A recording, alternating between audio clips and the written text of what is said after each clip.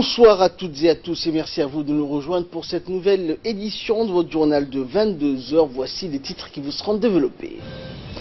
Retour en classe dans les lycées des régions de l'intérieur. Et aux États-Unis, l'ouragan Florence a touché terre en Caroline du Nord. Merci à vous de nous rejoindre. À l'actualité nationale, à l'instar du reste du pays, la rentrée scolaire 2018-2019 pour les lycées s'est déroulée donc hier dans de très bonnes conditions dans les établissements des lycées de la région de Dikil. C'est au total environ 1582 élèves répartis dans 5 lycées de l'enseignement général et un lycée technique de la région de l'Unité qui a vu les élèves regagner donc les salles de classe dans l'ensemble de la région et comme à l'accoutumée, les autorités locales composées notamment du préfet de la région d'Ikil, Mohamed Cheikh Hassan, du président du conseil régional, Abdulrahman Younis Arri, conduit également par un inspecteur nouvellement affecté, à savoir Mohamed Aden Guelleh, qui ont effectué une tournée dans les établissements d'enseignement général et d'enseignement technique du chef-lieu de la région de Dikil afin de superviser le bon déroulement de la rentrée scolaire 2018-2019. Ainsi donc les autorités locales et les pour la région de l'Unité ont effectué donc des tournées dans les salles de classe en rencontrant notamment les responsables d'établissement, les professeurs ainsi que les élèves pour cette nouvelle rentrée scolaire pour l'année 2018-2019. Les élèves des Sankal de pouvoir étudier tout en restant chez eux. Et au nom du service régional de l'éducation de Dikil, je remercie la préfecture, le préfet de la région de Dikil, le président du conseil régional, le chef de corps de l'armée de Dikil, les parents d'élèves, les notables, pour leur apport logistique, afin que nous puissions accueillir les élèves dans un environnement propre et favorable aux apprentissages. Et la journée du 13 septembre dernier a coïncidé donc avec la rentrée scolaire pour l'enseignement général et technique partout sur le territoire national et comme pour tous les lycéens du pays, ceux de la région d'Obok au nombre de 309 ont repris le chemin du lycée. Ils ont été accueillis par le proviseur du lycée Omar Kassim, par le personnel administratif et ainsi que par les enseignants. Une forte délégation donc, avec à sa tête le préfet Hassan Dabalé, composé du président du conseil régional Mohamed Ahmed Ismail, ainsi que du chef de service pour la région d'Obok, qui ont honoré donc leur présence pour cette tournée, cette visite à l'occasion de cette rentrée des lycées haute en couleurs. Et les responsables ont visité également les salles de classe en souhaitant une bonne rentrée aux professeurs et aux élèves du lycée. Et toujours dans les régions du nord du pays, à l'instar de tout le pays, la rentrée scolaire 2018-2019 pour le lycée industriel et commercial de la région de Tadjoura s'est déroulée donc hier. Au total, le lycée va accueillir donc 630 élèves et les autorités locales, comme chaque année, composées donc du préfet par intérim Habib Jilani, du président du conseil régional Omar Hussein, ont donc effectué une tournée pour s'enquérir donc du bon déroulement de cette rentrée des classes. Et à Ali Sabié, à présent, dans le cadre de la rentrée scolaire, suite aux élèves donc, de l'enseignement de base, les élèves du lycée d'enseignement professionnel de la région d'Ali Sabié, ont repris très tôt donc hier le chemin de l'école. Plus de 900 élèves lycéennes de la ville Assad Diogo ont repris leur classe hier. Ainsi, les responsables d'établissement et professeurs étaient présents pour accueillir les élèves. Le préfet de la région d'Ali Sabié, Mohamed Wabri Assoubi, accompagné du nouvel inspecteur de l'éducation nationale pour Ali Sabié, Ahmed Hamadou Ibrahim, ont effectué hier une tournée d'inspection dans les principaux établissements de la ville d'Ali Sabié afin de veiller au bon déroulement de cette rentrée. Et la délégation a été accueillie donc par le proviseur du lycée d'Ali Sabié, Ahmed Abdelkader Oukiye, ainsi que par les professeurs.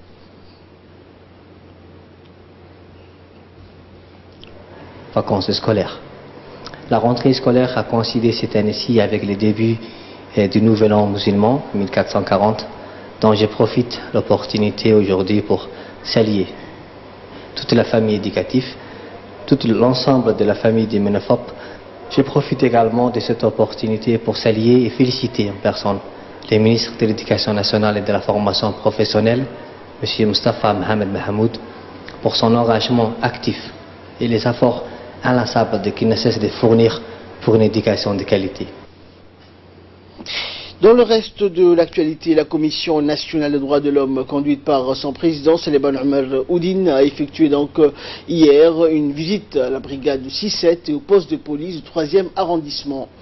La commission donc a pu visiter en premier lieu la brigade 6-7 et a été accueillie chaleureusement à la brigade par le lieutenant-commandant d'unité compagnie Djibouti, Youssouf Ahmed, et par le commandant de la brigade, l'adjudant Ousmane Omar Miguel. La commission de la CNDH s'est réunie avec les responsables de la brigade pour s'enquérir du sort des détenus et ont visité les cellules des détenus à l'intérieur de la brigade. Puis la délégation donc de la commission de la CNDH s'est rendue au 3e arrondissement. Ils étaient reçus par le lieutenant Ousmane Elmi Dalier, chef du service du 3e arrondissement. La délégation a été composée donc du président, de la vice-présidente, du secrétaire général, des commissaires, du rapporteur ainsi que des cadres. La commission a procédé donc au contrôle des différents registres et a pu s'enquérir lors de cette visite des conditions de détention et de traitement des prévenus. L'ensemble, c'est tous les commissaires ainsi que le secrétaire général et les cadres de la commission ont procédé à la visite de la prison civile de Gabob. Et aujourd'hui, nous avons procédé à la visite du 3e arrondissement et de la brigade 6-7, brigade de gendarmerie. Cette mission, elle est inscrite dans l'article 11 de la loi numéro 59 qui porte sur l'organisation et le fonctionnement de la commission. Nous la faisons tous les ans à plusieurs reprises pour s'enquérir des conditions de détention. Nous avons reçu dans tous les lieux que nous avons visités un chaleureux accueil. Et nous remercions les responsables pour leur compréhension. Le Croissant Rouge de Djibouti célèbre la journée mondiale de premier secours cette année sous le thème « Vous n'avez pas besoin d'un permis pour sauver des vies ». Or, chaque année, environ 1,34 million d'usagers de la route perdent la vie et 50 millions d'autres sont blessés, souvent grièvement. Les accidents de la route constituent l'une des principales causes de décès dans le monde. En améliorant les soins dispensés aux victimes des accidents de la route, nous pourrions réduire considérablement ces chiffres. Et comme chacun le sait, à moins que des premiers secours ne leur soient rapidement apportés, nombre des personnes grièvement blessées dans un accident de la route ne survivent pas. L'application des techniques de premier secours, notamment le fait de placer la victime dans la bonne position avant l'arrivée des secours, peut faire la différence entre la vie et la mort. Les formations donc au premier secours ont pour objectif de renforcer les connaissances et les compétences de la population en général, et notamment des conducteurs, des passagers, des piétons, afin que tous soient en mesure de fournir une aide immédiate et ainsi de sauver des vies. Mais la voiture elle tombe en panne sur la route, ils peuvent réparer leur véhicule et comme ça ils sont plus en sécurité en mettant le gilet et le balisage en même temps. Parce que les autres voitures, ils vont savoir que cette voiture elle est en train de réparer, le chauffeur il est en train de réparer sa voiture.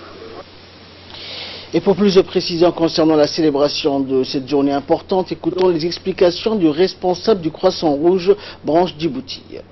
Dans le cadre de la journée mondiale des premiers secours, que le Croissant Rouge mène des activités de sensibilisation auprès des chauffeurs, des automobilistes, pour prévenir les actions et éviter les actions au niveau de la route. Dans ce cadre-là, nous avons formé des volontaires, 25 volontaires du Croissant Rouge, dans le cadre de la formation au premier secours sur la sécurité routière. Et maintenant, ces volontaires se trouvent tout au long des routes pour sensibiliser les automobilistes en distribuant des brochures qui parlent des gestes de premier secours et des conseils pour éviter les accidents de route. Chaque année, le Croissant Rouge fait des formations auprès de la population pour prévenir que ce soit les accidents de route et que ce soit les accidents à domicile. Dans ces cadres-là, nous sollicitons la population afin de prévenir les risques, de se former au premier secours. Et dans le cadre de la coopération sud-sud, une délégation du Mayotte séjourne à Djibouti. Après Ali Sabier, la délégation départementale de Mayotte s'est rendue mercredi à Tadjoura, où elle a été accueillie par les notables et des groupes de jeunes en tenue traditionnelle. Et le groupe de jeunes a présenté un spectacle de danse folklorique à l'occasion de l'arrivée de la délégation de Mayotte. Et par la suite, une réunion de travail a eu lieu avec le conseil régional de Tadjoura en présence du président Omar Hussein, des élus suivis d'une visite de terrain, notamment d'infrastructures portuaires de la région nord. Les membres de cette délégation, conduite par Ahmed Atoumani Douchina du conseil du département de l'île de Mayotte, étaient composés d'un technicien de la direction de coopération, d'un technicien de la direction de l'agriculture et d'un autre spécialiste de la culture. Les visiteurs se sont longuement entretenus avec les élus du conseil régional et directeur du port de Tadjoura et aussi différents responsables. Ce déplacement des membres du conseil du département de Mayotte s'inscrit dans le cadre de la coopération décentralisée. Du chef des visiteurs a expliqué à ses interlocuteurs son expérience du président du conseil de son île.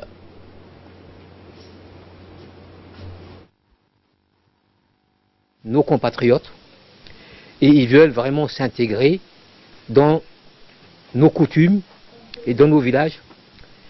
Et je les remercie, je leur souhaite la bienvenue.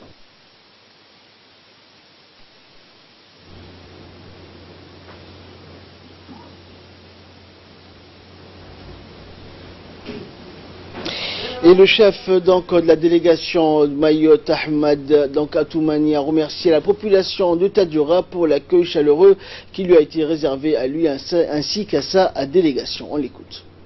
Les frères que vous êtes pour nous avaient beaucoup d'expérience. Nous avons aussi par le passé acquis certaines expériences. Et nous pensons que ce serait bien que nous échangions maintenant d'expériences. Ce que vous savez, vous pouvez nous les apporter. Ce que nous avons, on peut vous les apporter.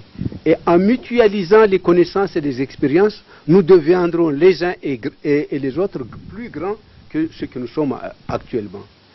Donc, nous sommes ici pour chercher à créer aussi ce que nous appellerons en termes modernes des espaces d'échange. Le président nous donne l'occasion, et encore une fois nous lui disons merci, de venir chez vous. Et donc nous venons ouvrir nos bras pour vous dire que nous voulons créer des espaces d'échange, des occasions où nous allons nous fréquenter. Ça peut être au niveau culturel. On serait content d'avoir aussi des Djiboutiens, des Djiboutiennes venir nous montrer ce qu'ils savent faire avec leurs mains. Et page nécrologie pour clore l'actualité nationale. Nous avons le regret de vous annoncer le décès de feu Ismail de Ali Aden, survenu le 12 septembre dernier à Djibouti. Le défunt retraité laisse derrière lui 2 veuves et une nombreuse famille. Nous prions donc le Tout-Puissant d'avoir pitié de son âme et de l'accueillir dans son paradis éternel. Inna lillahi wa inna ilayhi raji'un. Et de là, nous passons à ce qui fait la une de l'actualité africaine et internationale avec Samatar Saïd. Bonsoir Samatar. Bonsoir Ahmed, bonsoir à vous. Alors Samatar, au Kenya, le président Uhuru Kenyatta a réduit de 50% la taxe controversée sur les produits pétroliers. Effectivement, Ahmed, le président Kenyatta dit avoir entendu la préoccupation de la population depuis le 1er septembre. Une taxe de 16% sur les produits pétroliers est entrée en vigueur. Sont suivies des augmentations du prix du carburant, et on peut dire des transports ou encore l'alimentation. Après des mouvements de grogne dans le pays, le chef de l'État a demandé au Parlement de réduire cette taxe à 8%, Ahmed. Néanmoins, le chef de l'État a expliqué qu'une taxe de 8% ne permettait pas d'équilibrer le budget et qu'il y avait un trou financier à combler. Le président a donc proposé de mesurer d'austérité dans toutes les branches gouvernement. Cette annonce, Ahmed, sont en effet des propositions du chef de l'État qui a donc renvoyé le projet de la loi finance avec les modifications devant l'Assemblée. Les députés devraient en débattre, Ahmed. Et nous restons en Afrique, Samatar, dans l'est du Burkina Faso. Les attaques menacent la rentrée des classes. Eh bien oui, Ahmed, après que des écoles ont été prises pour cible par des hommes armés, des enseignants ont fui et craignent de regagner leur poste. Au Burkina Faso, la rentrée des classes du 1er octobre s'annonce sous haute tension dans la région de l'Est. Et une note confidentielle d'un responsable de la police et des personnes, selon la note, vise à implanter des bases aux fins d'attaquer les terroristes dans les environs. Après les attaques de trois écoles plutôt dans la province des Komondjari, l'inquiétude ne cesse de grandir, Ahmed. Parmi les enseignants, hier, un groupe d'individus non identifiés l'ont prise à plusieurs infrastructures scolaires dans le village de Tankwalou, barricadés sans faire de victimes, Ahmed. Et l'ouragan Florence ce matin a touché terre en Caroline du Nord. 8 mois de pluie donc en 2 jours. C'est ce qui attend l'État américain de Caroline du Nord où l'ouragan Florence devait arriver donc aujourd'hui. Effectivement, Ahmed, mais l'ouragan a été rétrogradé en catégorie de 1 sur 5, mais reste dangereux, insistant les autorités qui ont ordonné à plus d'1 million de personnes de quitter le littoral. Les premières rafales de vent accompagnées de fortes pluies, comme vous le voyez sur les images, se sont abattues hier après-midi sur la ville côtière de Wellington. Après que l'œil du cyclone se trouvait à environ 100 km, Ahmed, à plus de 150 000 personnes étaient déjà privées d'électricité, des millions d'autres risquent de subir le même sort. Selon le service national de météorologie, près de 5 millions de personnes, Ahmed, devraient subir des précipitations à plus de 25 cm dans les 5 prochains jours, Ahmed. Et nous allons parler santé ce matin. Le cancer progresse de manière alarmante selon l'Organisation mondiale de la santé. Effectivement, Ahmed, le cancer a progressé de manière alarmante plutôt et s'inquiète l'agence spécialisée de l'Organisation mondiale de la santé qui vient de publier une nouvelle compilation de statistiques. Un homme sur 5 et une femme sur 6 développeront la maladie au cours de leur vie. Le cancer provoquera la mort de 9,6 millions de personnes. Cette année, l'OMS a compte de 8,2 millions de personnes. Cette hausse est attribuable à de nombreux facteurs, Ahmed, comme la croissance démographique, le vieillissement, mais aussi le changement dans le mode de vie des êtres humains.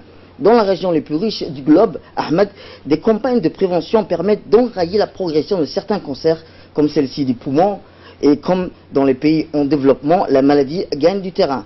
D'après les experts, 18,1 millions de personnes risquent de contracter un cancer cette année dans le monde, dont la moitié, Ahmed, en Asie. Et la Corée du Sud, Samatar, qui lance son premier sous-marin porteur de missiles. Effectivement, Ahmed, la Corée du Sud a inauguré aujourd'hui son premier sous-marin d'attaque capable de tirer des missiles de croisière comme des engins balistiques en dépit des dégels en cours avec la Corée du Nord, doté de l'arme nucléaire. Le Dozen Hancheonchu, 3000 tonnes d'un coût de 700 millions de dollars, est le premier 3 sous-marins à propulsion diesel électrique qui doivent prendre du service dans les 5 prochaines années. C'est un bond en avant pour l'industrie sud-coréenne de défense, a déclaré le président Moon Jae-in lors de la cérémonie de lancement du chantier naval de Daewoo. Il a été conçu et construit, Ahmed. Merci Samatar pour toutes ces précisions. Merci également à vous de nous avoir suivis. C'est la fin de ce journal. Excellente soirée sur Télé Djibouti.